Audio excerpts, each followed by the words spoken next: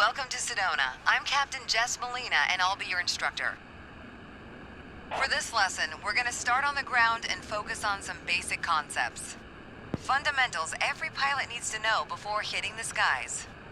This is your plane, a classic, the Cessna 152. Take a look around it. In the simulator, anytime you want, you can easily switch to cursor mode. The cursor is handy for interacting with menus and cockpit controls or instruments. As you can see, activating the cursor also displays the toolbar. The toolbar is a quick access menu that allows you to control various aspects of the simulation. Try to find and open the Basic Controls panel. The Basic Controls panel is a useful reminder of the button layout for the devices you're currently using. Now try to find and open the camera panel in the toolbar. The camera panel allows you to access the various views and camera modes of the simulation. Go ahead and close all the panels for now. Right now, we are in the external view mode. Let's switch to cockpit view next. In front of you is the yoke, the primary means of controlling the aircraft. In the simulation, you'll be controlling the aircraft with your peripherals of choice. So let's hide the yoke for now.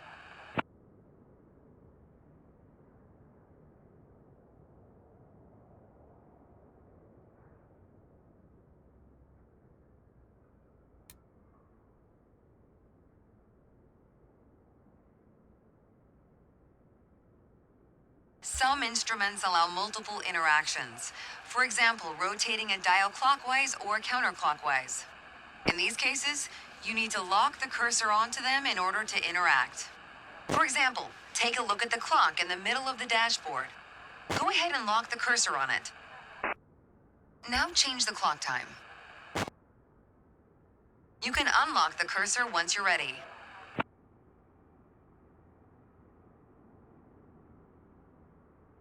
For now, we're done with the cursor, so go ahead and hide it.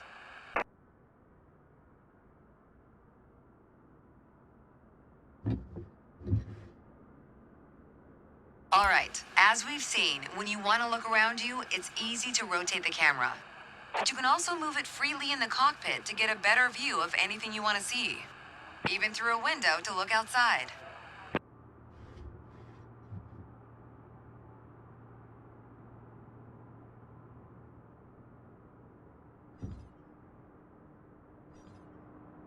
Pro tip, once you find a camera position you like, you can save a shortcut to easily get back to that view anytime.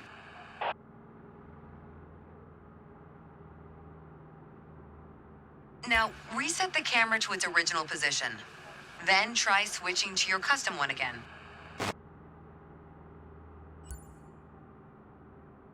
All right, that covers all the main camera functions available in the simulation. Try to familiarize yourself with them a bit more. Then reset the camera to its original position whenever you're done. Great.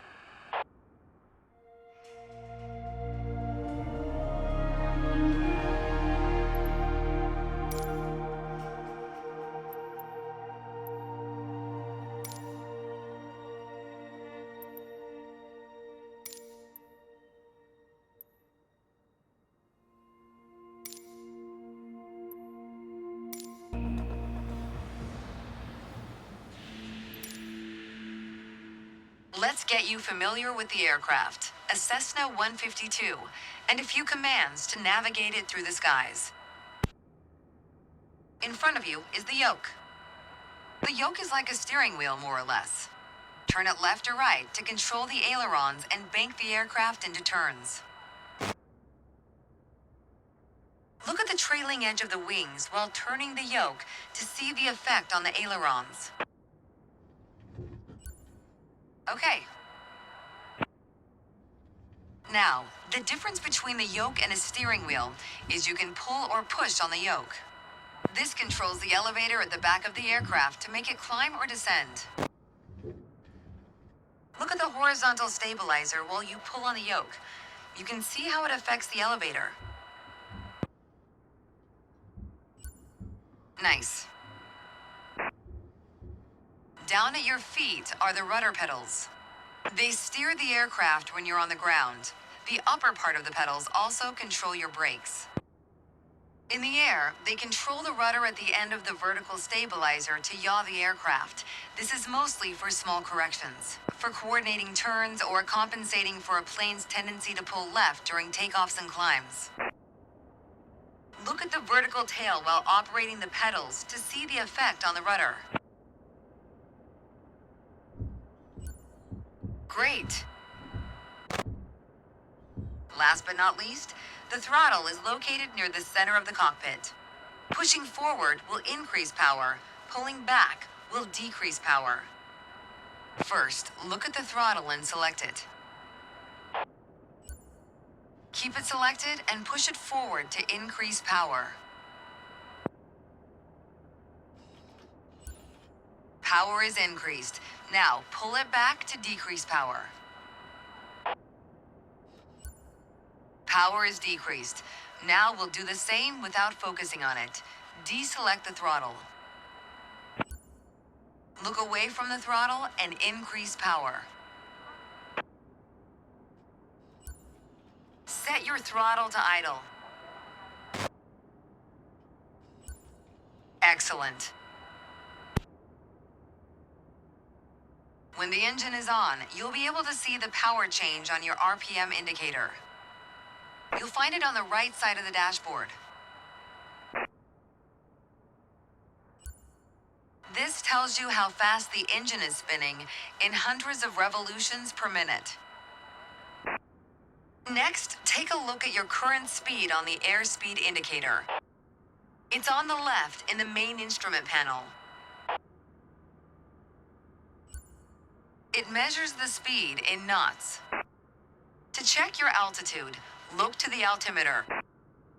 It's on the right side of the main instrument panel. The altimeter has 3 hands, similar to a clock. The long, thick pointer indicates 100-foot intervals. The short, thick one is 1,000-foot intervals, and the long, thin one, 10,000-foot intervals. That's all for today.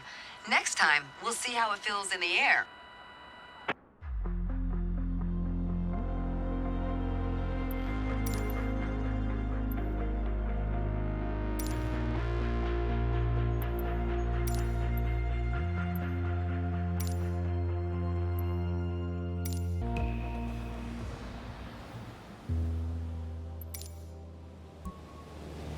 I've got to say, you chose a great day to go flying.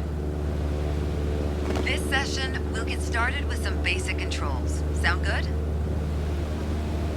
First things first, let's get familiar with your surroundings. Out your side windows, you can see we have great visibility over Sedona today. This is Red Rock territory. Beautiful, isn't it?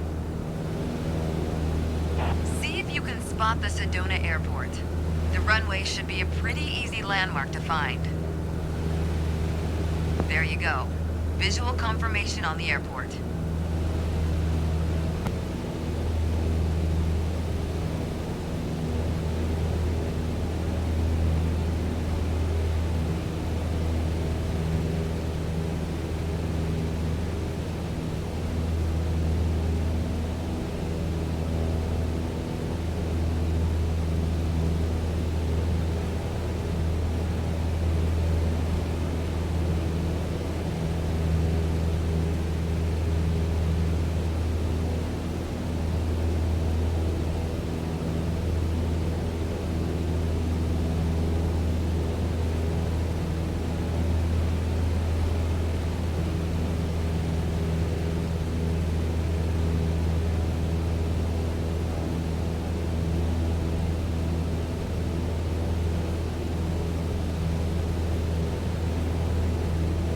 We already talked about basic controls while we were on the ground.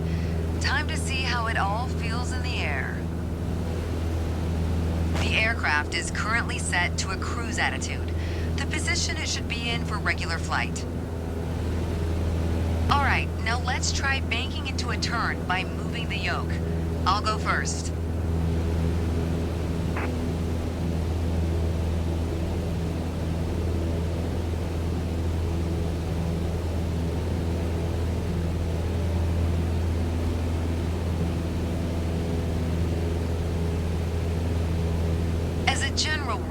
You always want to keep your turns under 30 degrees.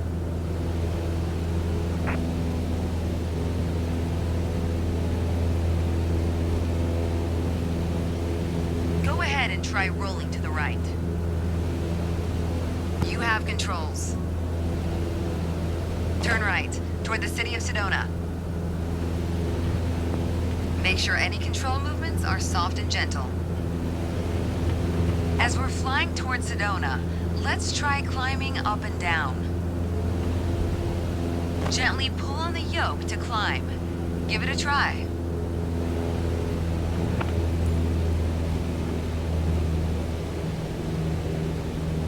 Next time, be a bit more gentle on the controls. For the descent, it's the same principle, except you're pushing on the yoke. Go ahead, gently pitch down.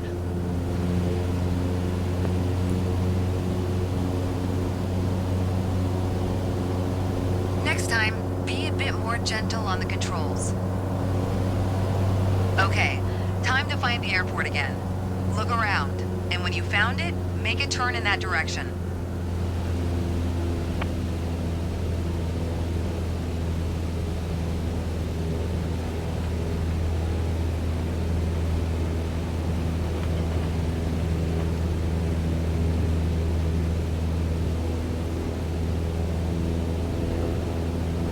Make sure any control movements are soft and gentle.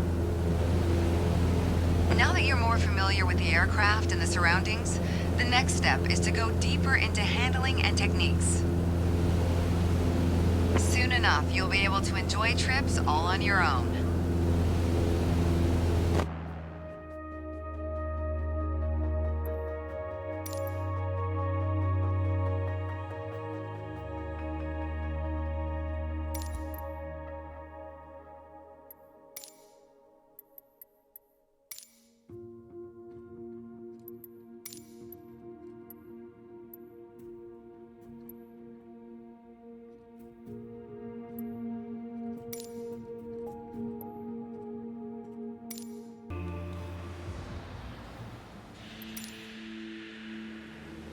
To help demonstrate pitch, I've drawn 3 lines on the windshield.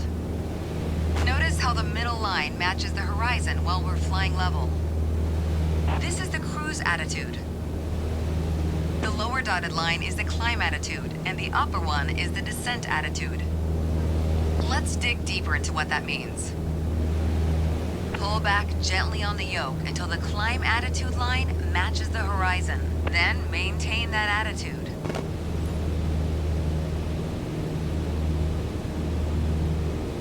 According to your altimeter, we're gaining altitude. But we're losing airspeed, proving you can't avoid basic physics while making a climb. Excellent. Now let's level back out. Our speed is increasing and our altitude is stable. That's okay. Push gently on the yoke until the descent attitude line matches the horizon. Then maintain that attitude. As expected, with the nose-down attitude, our altitude is decreasing, while our speed is picking up. Great. Okay, bring us back to level flight. Now your speed is decreasing and your altitude is stable. That's good. Try to make only small adjustments to your pitch to avoid overcorrection.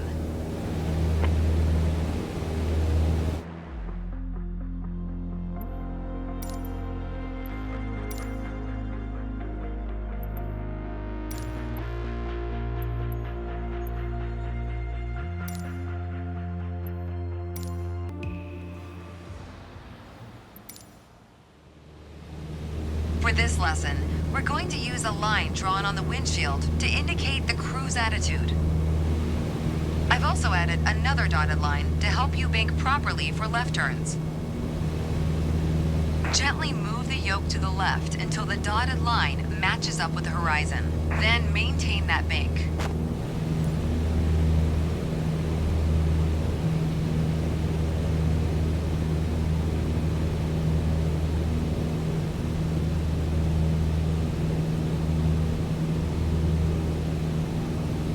Excellent. Now let's see you level back out.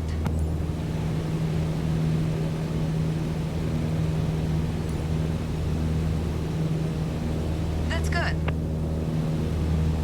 Remember to maintain altitude while leveling off. For the next step, turning to the right, let's see how you do on your own without any markings. At the top of your attitude indicator, there's a series of notches representing 10 degrees each. As a general rule, you always want to keep your turns under 30 degrees. Start banking right until you're lined up with the second notch to the right on the attitude indicator. Then maintain that 20-degree bank while remaining at the same altitude until I ask you to stop.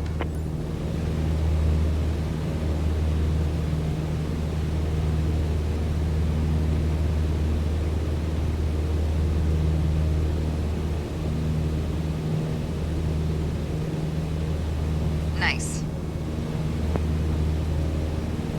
Level us back out now.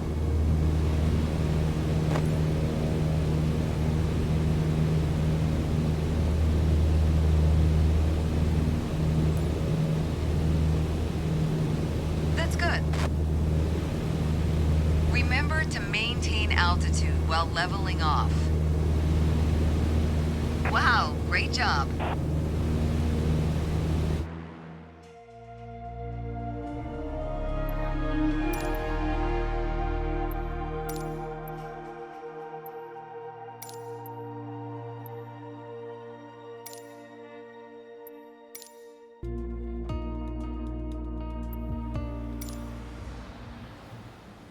Let's talk about the throttle.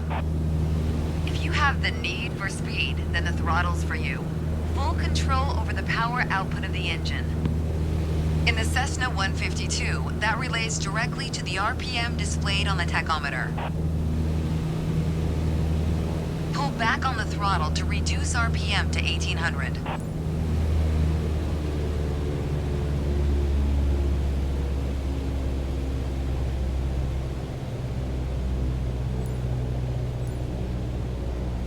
Look how your speed and altitude are also decreasing.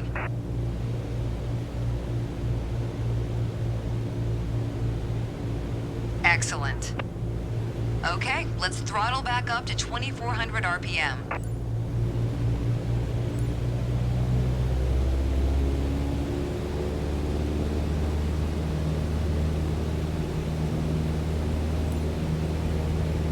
Your speed is increasing now. As long as you maintain the same attitude, your altitude will keep climbing as well. Nice. That was excellent. With piston planes like this Cessna, it's common to have power targets defined in RPM.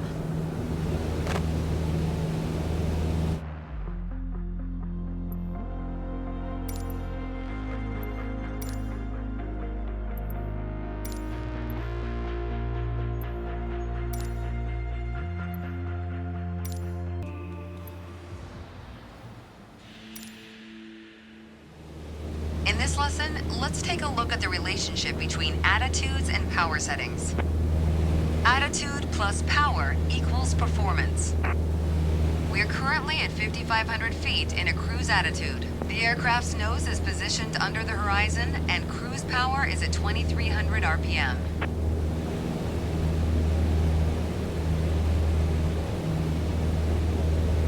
Try to reduce power to 2,000 RPM while maintaining 5,500 feet.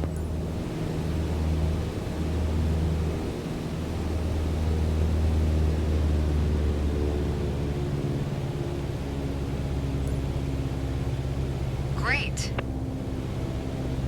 You probably noticed, to maintain altitude, you need to pitch the nose up.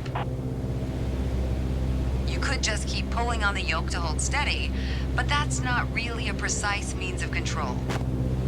Probably better to adjust your trim wheel until you don't need to push or pull on the yoke. Drag the trim down when you need to set the nose up. Drag it up to set the nose down. Try adding trim to keep us at 5,500 feet without increasing throttle. You put your plane in a dangerous situation. Make sure any control movements are soft and gentle. You probably noticed, to maintain altitude, you need to pitch the nose up. You could just keep pulling on the yoke to hold steady, but that's not really a precise means of control. Probably better to adjust your trim wheel until you don't need to push or pull on the yoke. Drag the trim down when you need to set the nose up. Drag it up to set the nose down. Try adding trim to keep us at 5,500 feet without increasing throttle.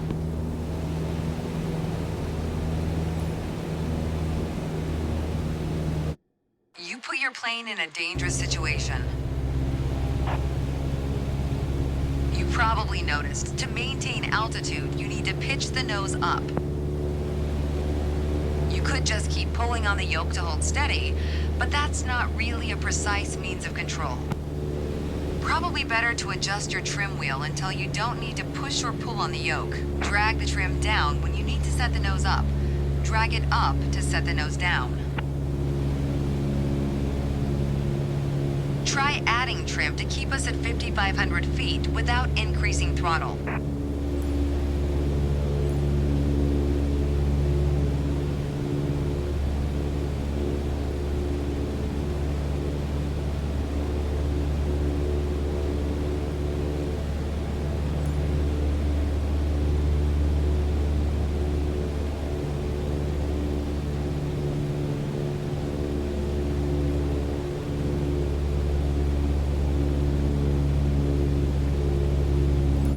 You put your plane in a dangerous situation.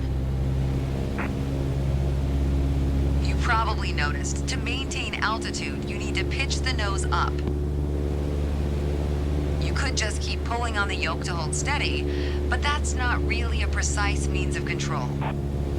Probably better to adjust your trim wheel until you don't need to push or pull on the yoke. Drag the trim down when you need to set the nose up. Drag it up to set the nose down. Try adding trim to keep us at 5,500 feet without increasing throttle.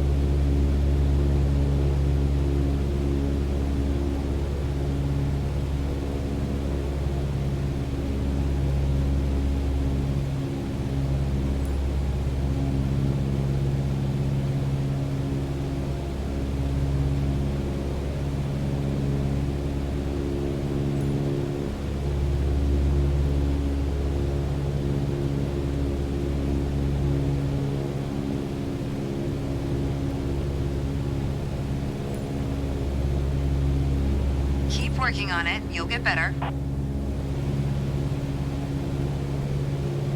Increase power to 2300 RPM while maintaining 5500 feet. Get us back to a cruise attitude.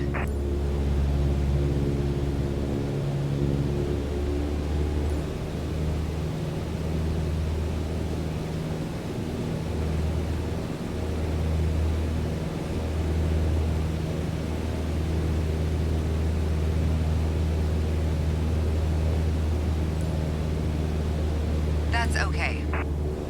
Now, adjust the trim.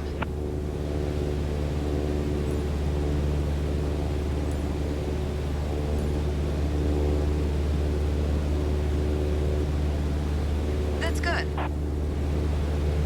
Additional practice will help, don't worry. The way I was taught, when you adjust the trim, you make course changes at first to remove pressure on the yoke. Then small adjustments to find the perfect setting to keep your desired attitude.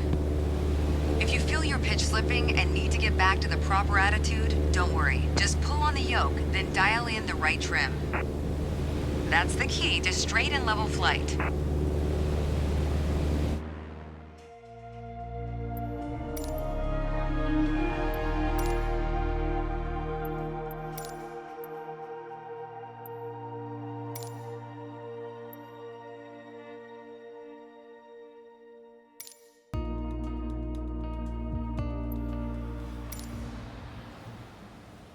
The art of maneuvering a plane through the air isn't a mystery to you anymore.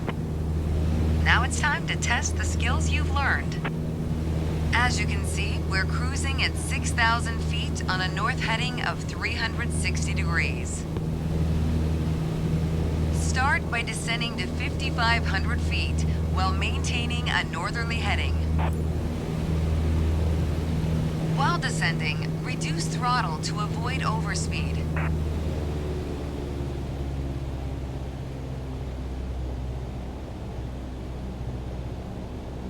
If your speed is in the yellow arc of the airspeed indicator, reduce throttle to idle and pull gently on the yoke to slow down. That's good. Now climb to 6,000 feet and turn to a south heading. On the Cessna 152, you need full power to climb effectively. You put your plane in a dangerous situation. Now climb to 6,000 feet and turn to a south heading. On the Cessna 152, you need full power to climb effectively.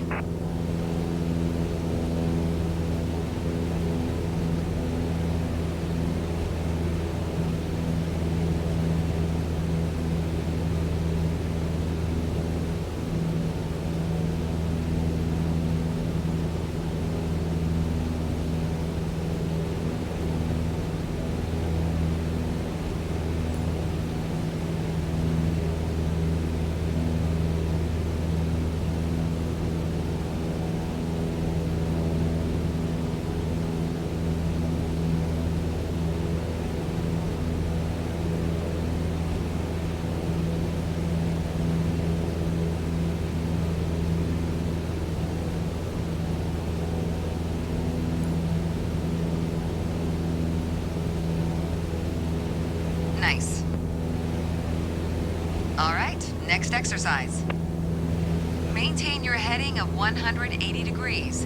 Stay at 6,000 feet and adjust your airspeed to 80 knots.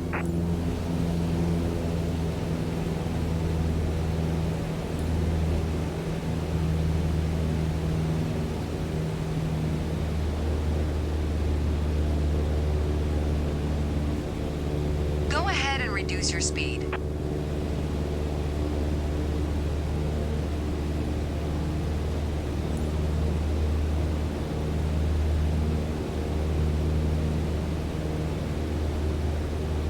Go ahead and reduce your speed.